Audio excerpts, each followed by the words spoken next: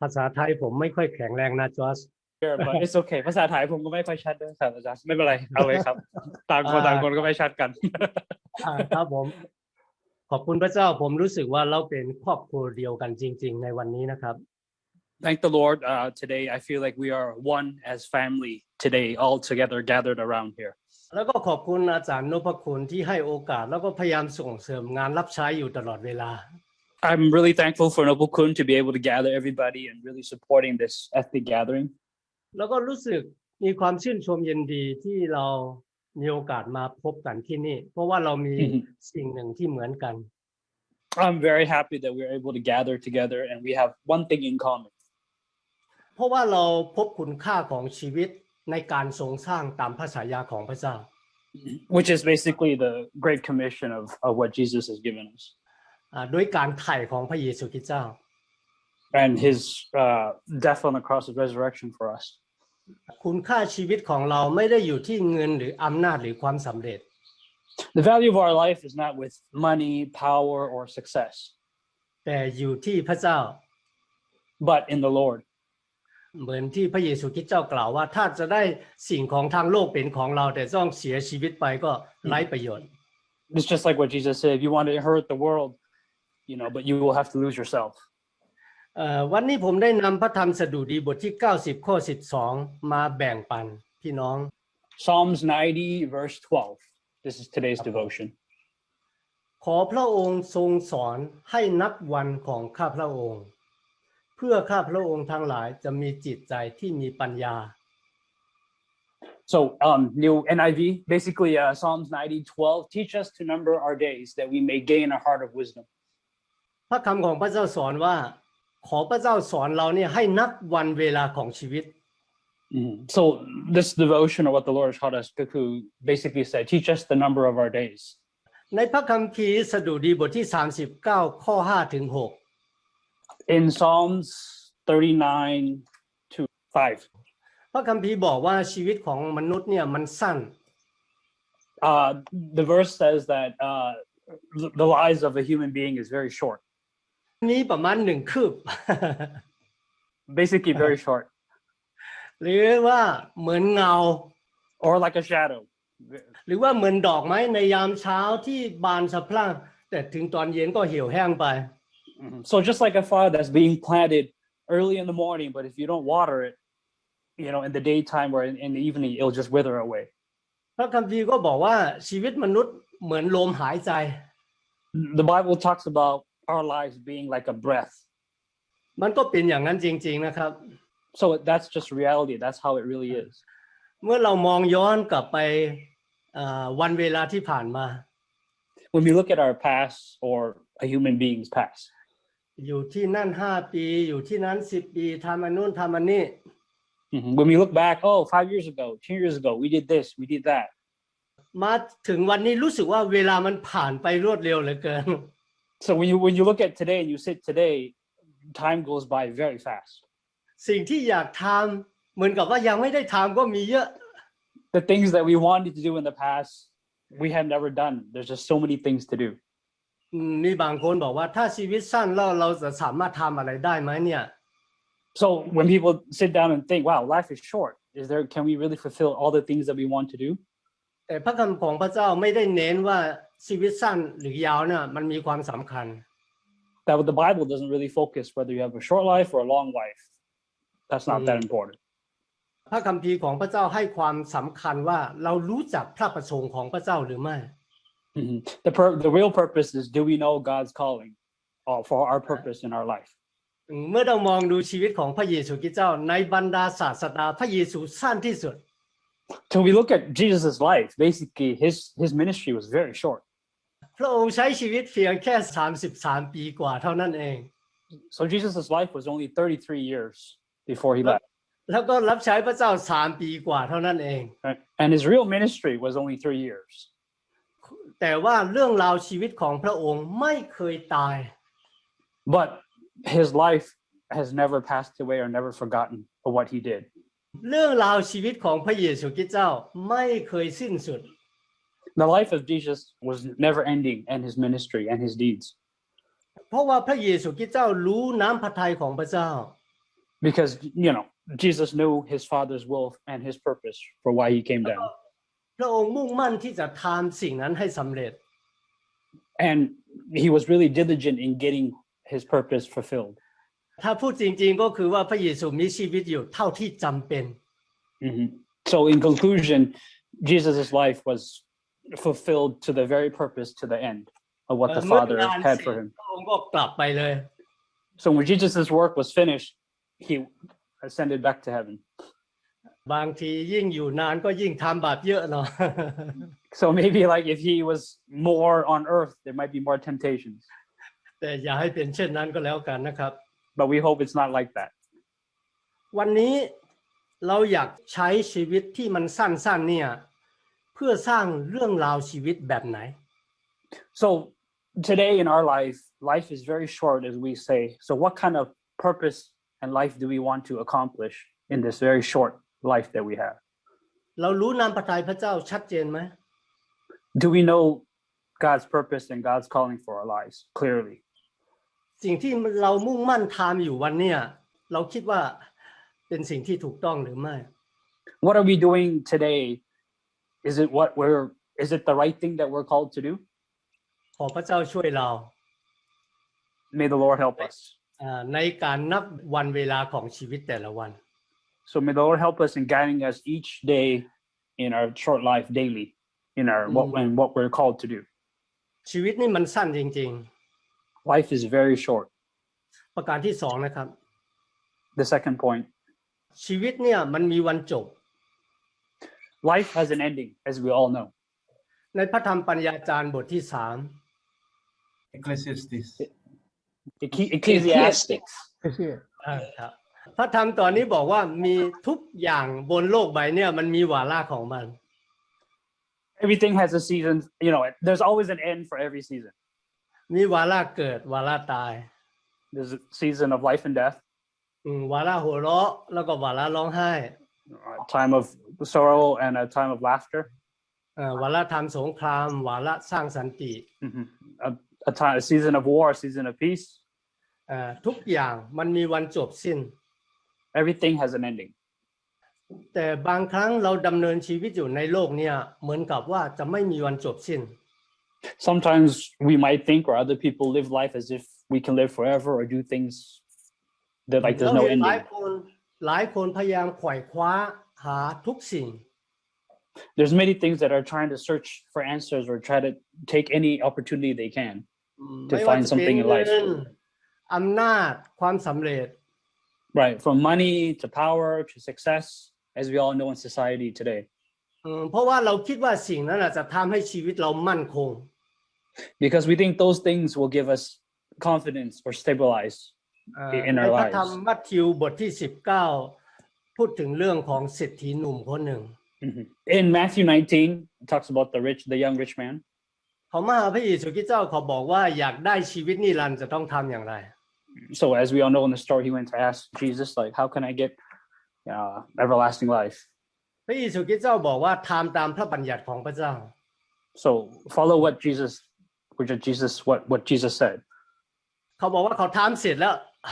ทำหมด And he said,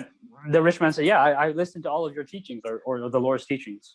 พระเยซูบอกอีกครั้งหนึ่งว่าให้ไปขายทุกสิ่งที่มีแล้วก็แจกเงินเหล่านั้นให้กับคนยากจนแล้วก็ตามพระเยซูไป And Jesus said, sell all your wealth and follow me. Give to the poor and follow me. เมื่อเศรษฐีหนุ่มคนนี้ได้ยินดังนี้จิตใจของเขาก็สลด And so, as we all know, the young wealthy man heard this. He was in sorrow. รู้สึกชีวิตของเขาจบไม่ค่อยสวยเท่าไหร่ And eventually his life did not have a good ending. เหมือนกับคนป่วยไปหาหมอได้ยามาแต่ไม่ยอมทาน It's like a sick person going to the doctor, getting medicine, but not taking the medicine. เพราะว่าเขาคิดว่าวัตถุสิ่งของในโลกนี้มันเป็นความมั่นคงให้กับชีวิตของเขา Because many people think that material things in this world is something that gives us confidence in our lives and fulfills our lives. พระเยซูคริสต์เจ้าเรียกร้องให้เขาทิ้งสิ่งความมั่นคงชั่วคราวแล้วก็มารับเอาความมั่นคงนิรันดร์ในพระองค์ Basically, Jesus told the young wealthy man to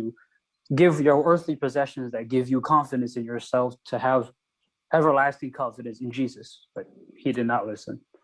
น่าเสียดายจริงๆที่เขาไม่พร้อมที่จะรับสิ่งนี้ So that young wealthy man was it's a very pity that he was not able to accept what Jesus said.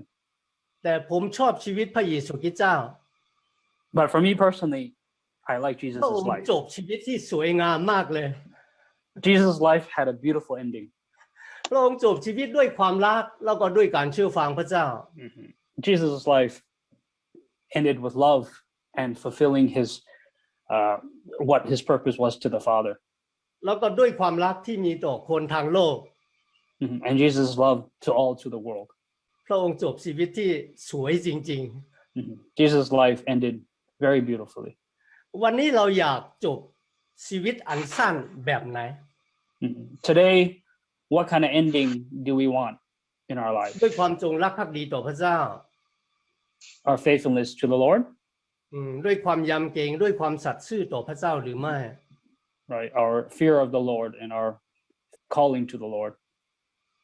ก็ขอพระเจ้าทรงช่วยเราที่จะใช้ชีวิตของเราเพื่อจะจบอย่างสวยงาม May the Lord help us and guide us daily so we have a beautiful ending with the Lord. ประการที่3ครับ The third point, เราจะใช้ชีวิตเพื่ออะไร what's the purpose of our life? เมื่อเรารู้ว่าชีวิตเนี่ยมันสั้น When we know our life is very short แล้วก็ชีวิตนี่มันมีวันจบสิ้นลง and our life has an ending, เราควรใช้ชีวิตอยู่เพื่ออะไร what kind of life should we live? What kind of purpose should we have in our life? มันหมายความว่าเราต้องทิ้งบางอย่างแล้วก็ทำบางอย่าง Doesn't mean that we must throw something in order to gain something. แล้วก็ทำในสิ่งที่พระเจ้าเรียกให้เราทำไม่ต้องเสียเวลาทำอย่างอื่น So we should really know our calling and do the calling that the Lord has us, so we don't waste our time on other things that the Lord has not called us to do. นิโคหนึ่งเขาพูดว่ามนุษย์ทุกยุคทุกสมัยดำเนินชีวิตอยู่แค่3อย่าง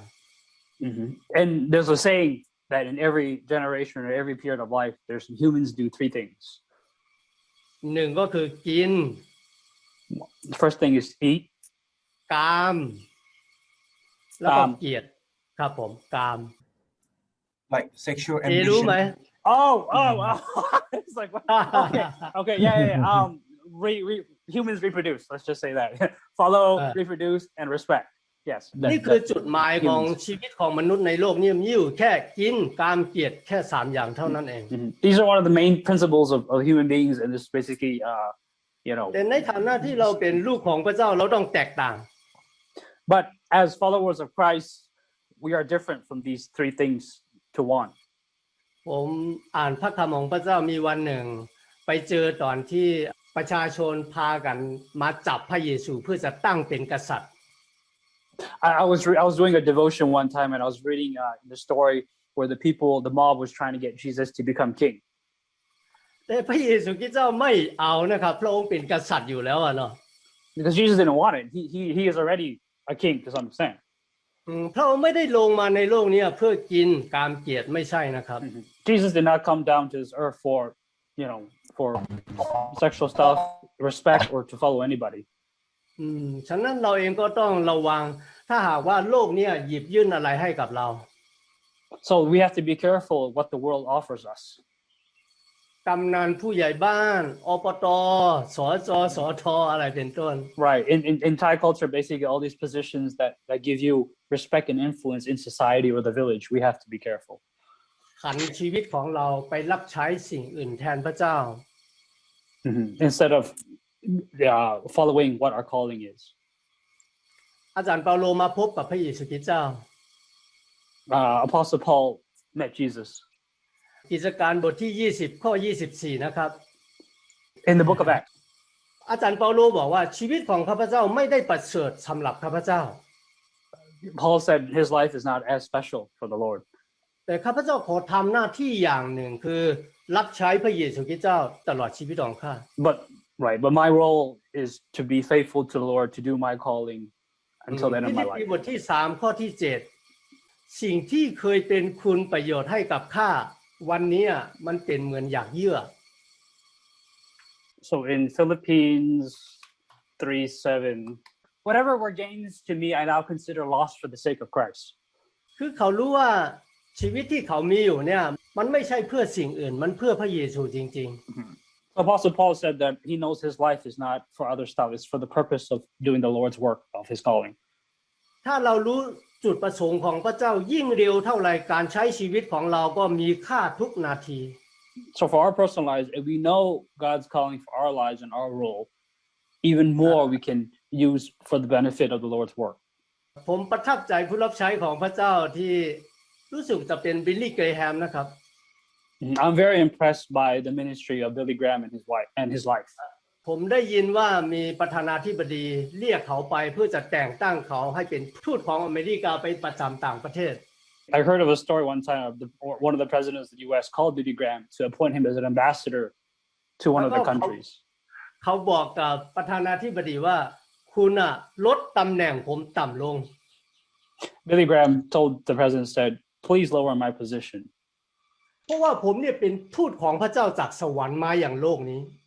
because in my life I'm an ambassador from the Lord to the earth to the world ก็วันนี้พระเจ้าทรงเรียกเราเนี่ยให้เป็นทูตของพระเจ้าเพื่อจะนำข่าวดีจากสวรรค์มาอย่างโลกนี้ So today we're all standing here we are ambassadors from the Lord to this earth to proclaim the gospel of the Lord ขอพระเจ้าช่วยเราที่จะใช้ชีวิตที่สั้น